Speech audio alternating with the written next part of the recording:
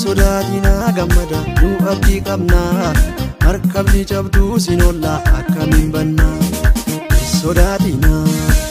sodatina gammada nu abdii qabna markabni jabduu sinolla akkamiin banna ilailame duuti mo'ame golgaan cubbuu tarsa'eera ilailame gaddiif gadadoo mokfame ifti ba'eera ilailame duuti mo'ame golgaan cubbuu tarsa'eera ilailame gaddiif gadadoo mokfame ifti ba'eera eeyyamaa qabna waa'u kanaaf gammanna eeyyamaa qabna waa'u kanaaf gammanna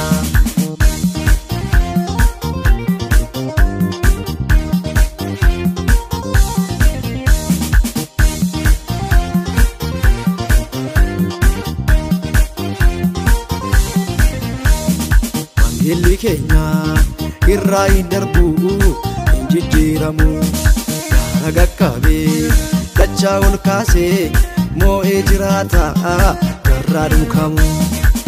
Illi keenya irraa hin darbu hin jijjiiramu gaara gaqqabee dachaa ol kaasee moo'ee jiraata garraa duukamu.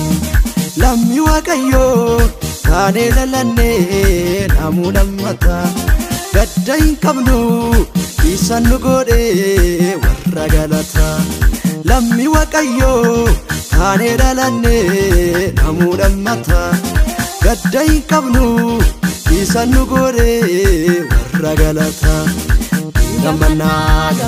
Hin gammannaa yaa lammii koo ammayyuu abdii qabna. Hin gammannaa yaa biyya koo ammayyuu abdii qabna.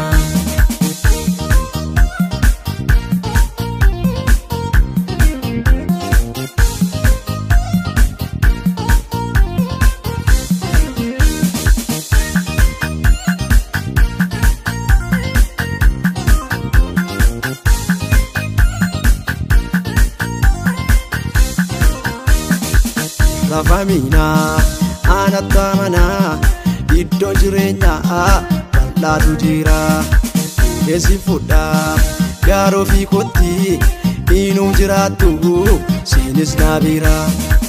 Rafamina anatta mana iddoo jireenyaa bal'aatu jira keessi fudha gaaroo fi kotti inuu jiraattu siinis na bira. Ani jireenya karaa dhugaadha jireenya keessa jedhe Yesuus abbaan na keessa ani isa keessa. Ani jireenya karaa dhugaadha jireenya keessa jedhe Yesuus abbaan na keessa ani isa keessa.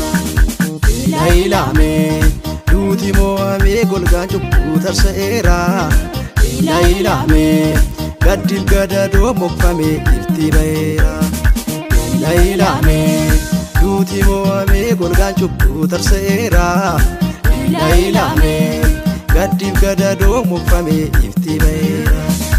Eeyyamaa qabna waa'u kanaaf gammanna eeyyamaa qabna waa'u kanaaf gammanna.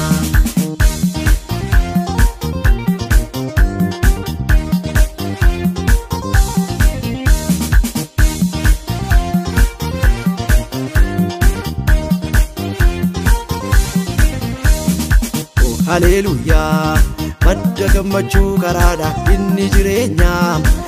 Haleluyaa markabni cabduus lafa yaadame hin geenya. Haleluyaa isaa jiraanne karaasa jireenya arganne.